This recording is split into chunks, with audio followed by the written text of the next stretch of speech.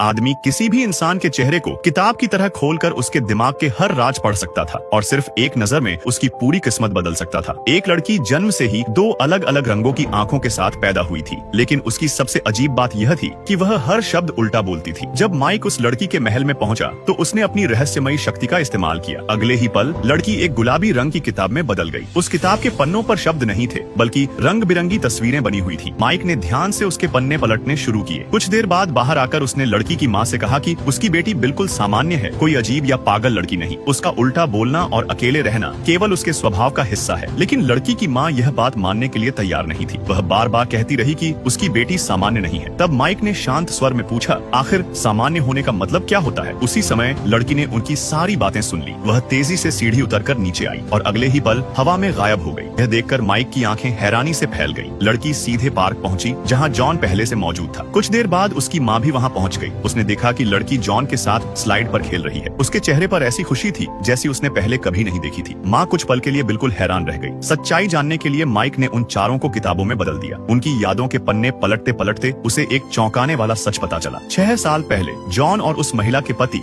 एक भयानक कार दुर्घटना का शिकार हुए थे। उस हादसे में महिला के पति की मौत हो गई थी, लेकिन उनका दिल जॉन को दान कर दिया गया था। यही वजह थी कि लड़की जॉन के भीतर अपने पिता की धड़कन महसूस कर सकती थी। माइक आगे भी उन यादों को पढ़ता रहा। आखिर में उसने एक इमोशनल दृश्य देखा। 3 लोग हाथों में हाथ डाले साथ खड़े थे। यह दृश्य देखकर माइक गहरी सोच में डूब गया। महिला ने भी महसूस किया कि जॉन की आवाज, उसका व्यवहार और उसकी आदतें उसके दिवंगत पति से बहुत मिलती जुलती थी। अंतिम दृश्य में वे तीनों हाथों में हाथ डाले साथ साथ घर लौट रहे थे और यही सवाल हर किसी के मन में रह गया, क्या इंसान के अंगों में सचमुच उसकी यादें भी जिंदा रह सकती हैं?